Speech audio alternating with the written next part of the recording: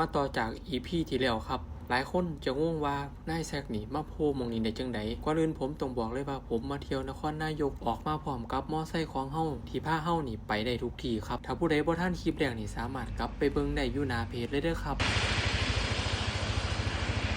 เหยียบครับ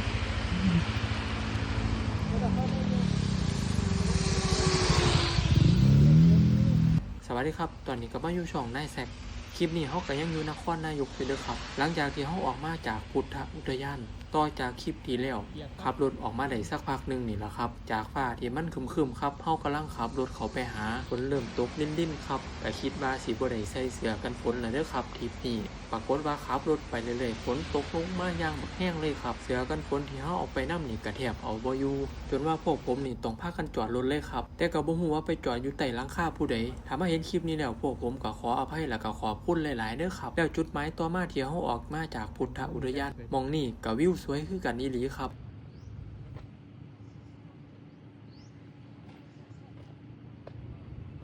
บรรยากาศโจกออกมาตอนฝนตกเขาอยากได้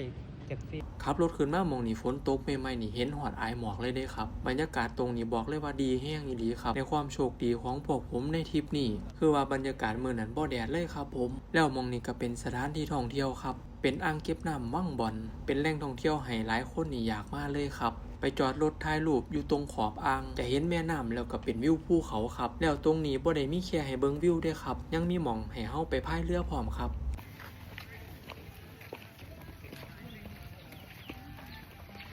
เห็นจังซี่แล้วครับคิดว่าผมจะผ่านบ่บอกเลยว่าผมนี่บ่ผ่านแน่นอนครับที่จะไปพายเรือไปเที่ยวยามใดนี่ครับมีหม่องพายเรือนี่ผมจะบ่ผ่านเลยเป็นอีหยังที่ผมมักขนาดครับหลังจากที่พวกเฮา2คนลงมาจากขอบอ่างนั่งเล่นชมวิวชมบรรยากาศไปสักพักนึงแล้วหลังจากนั้นพวกผมก็สิพากันมาพายเรือต่อครับมาถึงตรงนี้ก็จะมีค่าบริการในการพายเรือนำเด้อครับพร้อมกับข้อห้ามต่างๆครับให้ทุกคนนี่อ่านซะก่อนเด้อครับหลังจากนั้นเราก็ไปซื้อบัตรกับลุงที่อยู่ฝั่งซ้ายมือครับย่างเข้าไปลุงจะขายบัตรอยู่ฝั่งซ้ายมือแล้วบัดนี้เฮาก็มาใส่เสื้อชูชีพในการที่จะเอาเรือออกไปพายนี่ก็จะมีกฎมีข้อห้ามให้เฮานี่ทำตามพร้อมเด้อครับเพื่อว่าความปลอดภัยของตัวเฮานำบรรยากาศวังหันเนาะอู้คึมฝนตกเนาะนั่งตากฝนนี่เลย